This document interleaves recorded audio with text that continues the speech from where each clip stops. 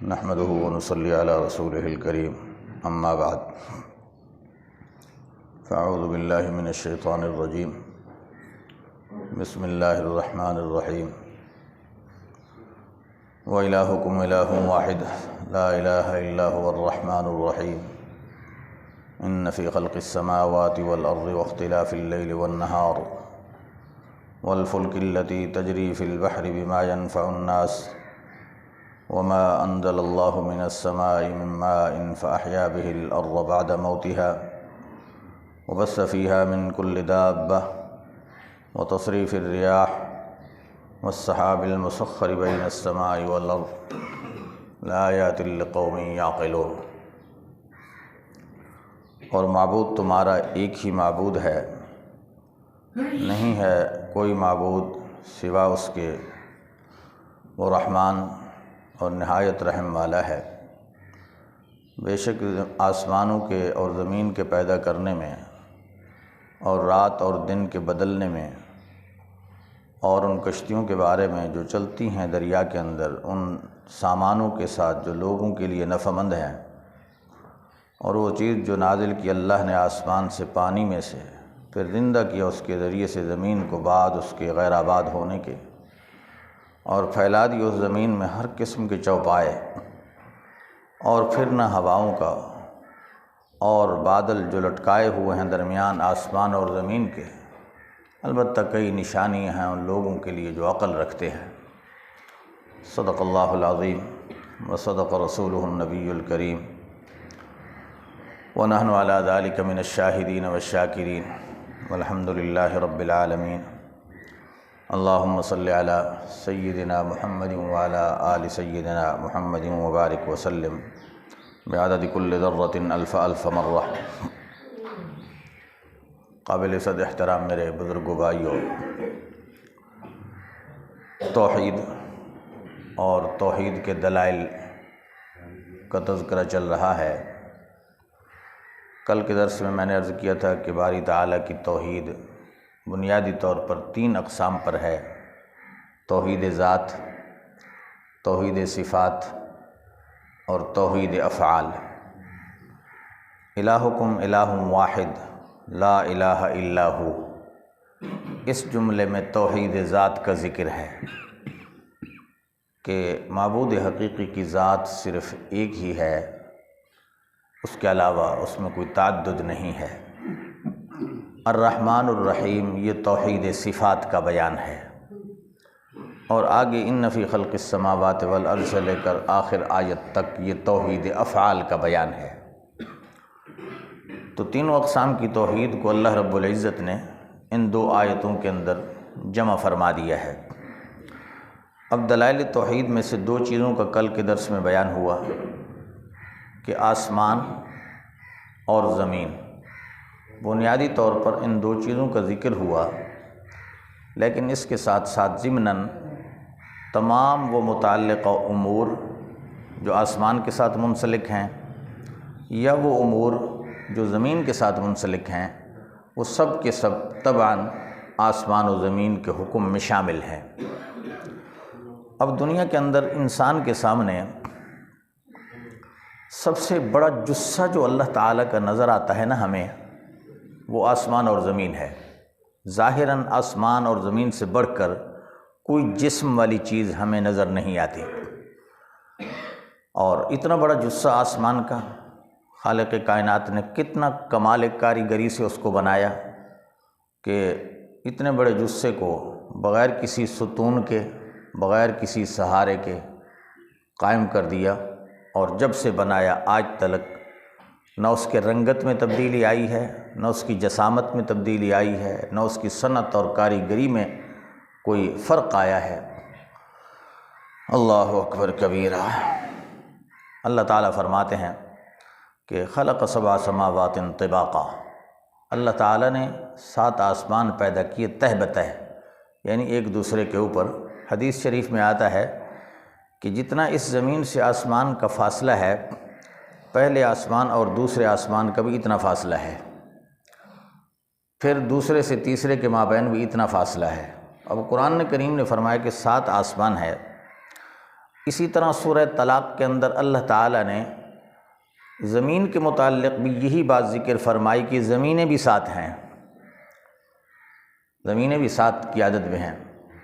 اب اللہ تعالیٰ فرماتے ہیں کہ ما ترى خلق سبع سماوات طباقا ما ترى فيها من تفاوت فارجع البصر كرتين ينقلب إليك البصر خاسئا وهو حسير۔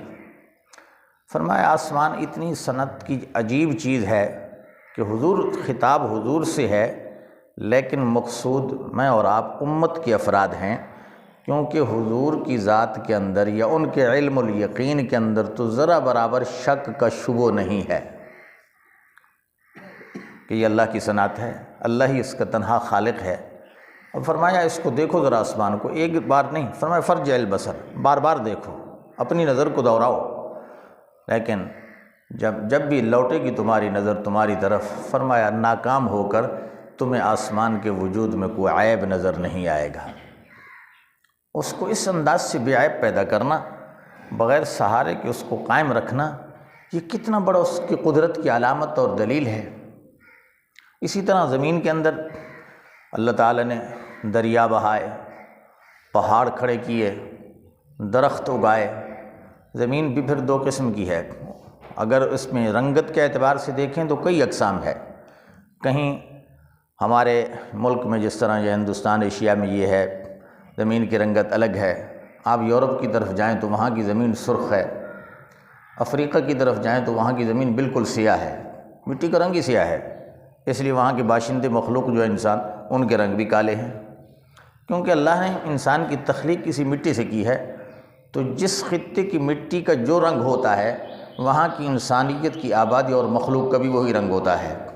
جہاں کی مٹی سرخ ہے تو انسان بھی سرخ، جہاں کی گندمی رنگ ہے تو انسان کے رنگ بھی وہی، اور جہاں مٹی سیاہ ہے تو پھر انسانوں کی رنگت بھی وہی۔ یہ ساری قدرت کی کرشم سازیاں ہیں، اللہ تبارک و تعالی نے یہ چیزیں اس میں پیدا کیں۔ پھر زمین اپنی پیداوار کے اعتبار سے دو طرح کی ہے۔ ایک وہ زمین ہے کہ جو میٹھی زمین ہے، آپ اس میں اندر درخت کی کوئی گٹھلی لگا دیں، کوئی پودا لگا دیں تو جناب وہ تناور درخت بن جاتا ہے، اور فصل کاشت کریں تو نباتات اگتی ہیں، گھاس اگتے ہیں، سبزیاں ترکاریاں اگتی ہیں۔ اسی طرح جناب انسانوں اور جانوروں کی غذائیں، خوراک، گندم ہے، چاول ہے، مکئی ہے، باجرہ ہے، یہ سب انسانیت اور جانوروں کی غذائیں ہیں، یہ ساری اسی زمین کی پیداوار ہے۔ اور کوئی زمین ایسی ہے جو زمین شور ہے، کل راٹی زمین، جہاں آپ کوئی چیز کاشت کریں، کوئی پودا لگائیں تو وہ نہیں ہوتا۔ ریت کا علاقہ ہے، میدانی صحرائی، وہاں کوئی چیز کاشت کریں تو وہاں آبادی نہیں ہوتی۔ شیخ سعدی رحمۃ اللہ علیہ اپنی فارسی میں کہتے ہیں، زمین شور سنبل بر نیارد در و تخم عمل ضائع مگردہ۔ زمین شور بر نیارد در و تخم عمل ضائع مگردہ، کہ زمین شور اور کل راٹھی زمین میں اپنی محنت کو خام خواہ رائگاں نہ کرو کہ اس نے کوئی چیز پھل وغیرہ نہیں دینا۔ اللہ تعالیٰ کی تقسیم ہی ایسی ہے کہ اس زمین سے کوئی پیداوار حاصل نہیں ہوتی۔ تو یہ اللہ تعالیٰ کی ایک ایک چیز میں، ایک ایک ذرے میں اس کی قدرت نمایاں ہے۔ اللہ تعالیٰ، حضرت شیخ الہند رحمہ اللہ فرماتے ہیں نا، انقلابات جہاں واعظ رب ہیں سن لو، انقلابات جہاں واعظ رب ہیں سن لو، ہر تغیر سے صدا آتی ہے ففہم ففہم، ہر تغیر سے صدا آتی ہے۔ گلاب کا پودا دیکھو، ہر طرف کانٹے ہی کانٹے ہیں، پھول اب اپنا پتے ہی پتے ہیں، کانٹے ہیں، لیکن جب ایک پھول کھلتا ہے تو اس کی پھول کی پتیوں کی بناوٹ، اس کی رنگت کی کیفیت، پھر اس کے اندر پنہا خوشبو کا مادہ، یہ کس صنع کی کاریگری ہے میرے بھائیو۔ ایک ایک پتی میں گلاب کی اس خوشبو کے اندر، چمپیلی کی خوشبو کے اندر میرے رب کی قدرت کی جلوہ نمائی ہے۔ اس سے خدا سمجھ آتا ہے۔ حضرت امام شافعی رحمہ اللہ سے کسی نے پوچھا، حضرت آپ نے خدا کو کیسے پہچانا؟ سامنے درخت کھڑا تھا شہتوت کا، اس کی طرف اشارہ کر کے فرمایا، میں نے اپنے رب کو اس درخت سے پہچانا ہے۔ سائل نے پوچھا، حضرت وہ کس طرح؟ فرماتے ہیں، درخت ایک ہی ہے، پتا اس کا ایک ہی ہے، اب اگر اس کو بکری کھائے تو مینگنیاں پیدا ہوں، اونٹ کھا لے لید پیدا ہوں، یہی شہتوت کا پتا اگر ہرن کھا لے تو اس سے مشک نکلے، اس سے مشک پیدا ہو۔ اب ایک ہی پتے سے ایک طرف مینگنی بنانا، دوسری طرف لید بنانا اور تیسری طرف مشک جیسی قیمتی ایک جوہر بنانا، یہ کون بنا رہا ہے؟ اسی کو رب کہتے ہیں۔ فرمایا میں نے اسی سے پہچانا ہے کہ چیز ایک ہی ہے، اس سے مختلف اشیاء کا وجود یا اس کی بناوٹ، اس سے پتہ چلتا ہے کہ اس مالک کائنات کی قدرت کی کار فرمائی کیا ہے۔ میرے محترم بھائیو، اللہ تعالیٰ نے ایک جملے کے اندر پورے جہان کو سمو دیا ہے، خلق السماوات والارض، کہ زمین و آسمان کے پیدا کرنے میں اس کی قدرت کی دلیل ہے۔ تو جو اتنا قادر مطلق ہے، تمہارا معبود وہی ہے، ایک ہی ہے۔ دوسری دلیل فرمایا واختلاف اللیل والنہار، سبحان اللہ، کیا ہی نظام ہے۔ نظام شمسی کو دیکھیں، نظام قمری کو دیکھیں جناب، رات دن کی آمد و رفت۔ اب رات آتی ہے، اگر ہمیشہ ہی رات رہتی، دن پیدا نہ ہوتا تو یہ فصلیں کہاں سے پکتیں؟ اگر سورج کی حرارت ان پھلوں پہ نہ پڑتی تو یہ پھل کہاں سے پکتے؟ صرف رات ہوتی تو دنیا رات کی تاریکی میں اندھیرے میں رہ کر ٹھٹر جاتی، سردی میں اپنے کام کاج کس طرح ہوتے، دنیا کے امور انجام کس طرح پاتے؟ تو رات دی تاکہ انسان اور اللہ کی مخلوق اس میں آرام کرے، اور دن کو بنایا تاکہ انسان اپنی معاش، اپنی ضروریات زندگی محنت کر کے ان چیزوں کو حاصل کرے۔ پھر موسم کے اتار چڑھاؤ، گرمی ہے تو جناب رات گھٹ گئی، دن بڑھ گیا، دن اب وہی رات کا حصہ دن میں شامل ہوتا ہے تو دن بڑھ جاتا ہے۔ پھر جب سردی آتی ہے تو دن کا حصہ رات میں داخل ہو جاتا ہے، نتیجہ کیا ہوتا ہے؟ رات بڑھ جاتی ہے، دن گھٹ جاتا ہے۔ اب رات اور دن کی تبدیلی کے اس نظام میں کیا کبھی کوئی فرق آیا ہے؟ کبھی فرق نہیں آیا۔ سردی کا موسم، گرمی کا موسم خود بخود آٹومیٹک طریقے سے تبدیل ہو رہا ہے، دن بڑھ رہے ہیں، راتیں کم ہو رہی ہیں، پھر راتیں بڑھ رہی ہیں، دن گھٹ رہے ہیں۔ یہ سارا قدرت کا نظام ہے۔ فرمایا جس رب نے اس رات کی تبدیلی، دنوں کی تبدیلی کا نظام اپنے ہاتھ میں تھاما ہوا ہے، یہی تمہارا معبود حقیقی ہے، یہی تمہارا حقیقی اور ایک ہی معبود ہے۔ نمبر 3، تیسری دلیل فرمایا والفلک التی تجری فی البحر بما ینفع الناس۔ فلک کا معنی کشتی ہوتا ہے، لیکن عموم کے اعتبار سے کشتی چھوٹی ہو تو اس کو بھی فلک کہتے ہیں، اور بہت بڑا بحری جہاز ہو تو اس کو بھی فلک کہیں گے۔ اب پانی کی فطرت کیا ہے؟ پانی کی فطرت یہ ہے کہ اس کے اندر تھوڑا سا ڈھیلا ڈال دو، تھوڑا سا چھوٹا سا پتھر ڈال دو، جس میں ثقل ہے، پانی اس کو اپنے اندر ڈبو لیتا ہے، غرق کر لیتا ہے۔ لیکن ہوائی جہاز، بحری جہاز جو ہے نا، اس کا اپنا وزن ہزاروں ٹن ہوتا ہے۔ پھر اس کے اندر لوگوں کا سامان، خود سواریاں، ان کا وزن دیکھو، ہزاروں ٹن ایک ملک سے لے کر دوسرے ملک کی بندرگاہ تک چلتا ہے دریا، اور پانی اس کو غرق نہیں کرتا۔ اس کو پانی کی سطح پہ کون چلا رہا ہے؟ فرمایا یہی ذات جو پانی کی سطح پر ان دریاؤں کے اندر، سمندروں کے اندر کشتیوں کو، ان بحری جہازوں کو چلا رہی ہے، یہی تمہارا معبود حقیقی ہے، اسی نے اس نظام کو چلایا ہوا ہے۔ یہ تیسری دلیل۔ اور چوتھی دلیل، بما ینفع الناس، یہ دریا کے اندر روانی جہازوں کی، ان کے اندر سامان ہوتا ہے، ایک ملک سے دوسرے ملک کی طرف جا رہا ہے، لوگوں کی منفعت سے وابستہ ہے، اس سے زندگی کے امور وابستہ ہیں، مختلف قسم کا سامان ایک ملک سے دوسرے ملک کی طرف منتقل ہو رہا ہے۔ یہ تو بحری سفر کا نظام ہے۔ آج دنیا ہوائی سفر کے ذریعے سے بھی سفر کرتی ہے۔ کئی مہینوں کا جو سفر پہلے طے ہوتا تھا، آج وہ چند گھنٹوں میں ہو جاتا ہے۔ اب یہ فضائیں کس کے قبضہ اختیار میں ہیں؟ اگر اللہ تعالیٰ ان فضاؤں کو، ان ہواؤں کو حکم دے دے تو کیا خیال ہے ان فضاؤں اور ہواؤں کے اندر یہ ہوائی جہاز چل پائیں گے؟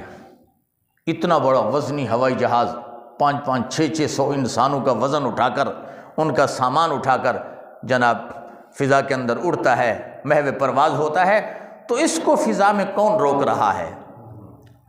یہی ذات ہے جو اس کو روک رہی ہے، وہ اللہ تبارک و تعالیٰ کی ذات ہے۔ اسی سے اپنے رب کو پہچانو اور اس کی توحید حقیقی اور اس کی ذات کی قدرت کے قائل ہو جاؤ۔ اور تیسری چیز فرمائی وما انزل اللہ من السماء من ماء فاحیا بہ الارض بعد موتها۔ سبحان اللہ۔ حضرت مفتی شفیع صاحب رحمہ اللہ تعالیٰ نے معرف القرآن کے اندر لکھا کہ یہ جو ہم بادلوں کو دیکھتے ہیں، یہ کیا ہے بادل؟ بادل کی حقیقت یہ ہے کہ میں نے کل بھی عرض کیا تھا کہ زمین اور یہ جو خطہ ہے جس میں انسان آباد ہے، 1/3 حصے پہ خشک زمین ہے جس پہ مخلوق آباد ہے، 2/3 پانی ہے۔ اب اس پانی سمندروں سے جو بھاپ اٹھتی ہے، اسی بھاپ سے بادل بنتے ہیں۔ اب خدا کی قدرت دیکھو، سمندر کا پانی کڑوا ہے یا میٹھا ہے؟ کڑوا ہے نا۔ اللہ نے کیا قدرت کی کار فرمائی ہے، ایسی کوئی فلٹر مشین لگی ہوئی ہے کہ یہ بھاپ کڑوے پانی کی جب اٹھتی ہے، جب بادلوں میں تبدیل ہوتی ہے، اب جب وہی بھاپ والا پانی ہمارے اوپر برستا ہے تو میٹھا ہے۔ اس کڑوے کو میٹھا بنانے والا کون ہے؟ اب اس بھاپ سے اس پانی کو جمع کر کے اتنے بڑے بڑے بوجھل بادل، ان کو ہوا آتی ہے ایک طرف سے دوسرے مقام کی طرف لے جاتی ہے۔ مجال ہے اللہ کا امر نہ ہو تو بادل بھرے کے بھرے ایک مکان سے دوسرے مکان کی طرف منتقل ہو جاتے ہیں، ایک قطرہ بھی پانی کا ٹپکتا نہیں ہے۔ ہاں، جہاں اللہ کا امر ہوتا ہے وہاں برستا ہے، اور پھر برسنے کے بعد یہ کاروائی تو ہو گئی برسنے کی۔ اب دوسرا مرحلہ کیا ہوا؟ فرمایا کہ فاحیا بہ الارض، اب ہم نے ایسی زمین پر اس پانی کو پہنچایا، زمین پہ برسایا کہ اس زمین کے اندر قوت نمو، روئیدگی، پیداواری قوت زمین کے اندر بڑھی، اس کے اندر گھاس ہوئے، سبزیاں ہوئیں، ترکاریاں ہوئیں، درخت ہوئے، پھل لگے، باغات آباد ہوئے۔ ان تمام چیزوں میں انسانوں کی بھی روزیاں ہیں، حیوانات کی بھی روزیاں ہیں۔ یہ کون کر رہا ہے؟ فرمایا اسی سے اپنے رب کو پہچانو۔ یہ سب ایک ایک چیز رب تعالیٰ کی قدرت کی دلیل ہے کہ ان افعال میں اللہ کو کوئی اور شریک نہ بادل بنانے میں، نہ ان کو ایک مکان سے دوسرے مکان کی طرف منتقل کرنے میں، نہ ان کے برسانے میں، نہ زمین کے اندر قوت نمو پیدا کرنے میں، اور نہ ہی پیداوار پیدا کرنے میں۔ میرے بھائیو، ایک ایک دلیل کو دیکھو تو رب کی قدرت سمجھ آتی ہے۔ اللہ تعالیٰ سے دعا ہے اللہ ہمیں اپنی معرفت نصیب فرمائے، حقیقی پہچان نصیب فرمائے، تاکہ ہم اس دنیا میں اپنے حقیقی رب کو پہچانیں تو صحیح کہ ہمارا رب کتنی بڑی قدرت کا مالک ہے۔ اللہ ہم سب کو اپنی معرفت نصیب فرمائے اور اس کے مطابق اعتقاد اور اس کے احکامات کی عمل کی پیروی عطا فرمائے۔ وآخر دعوانا ان الحمد للہ رب العالمین۔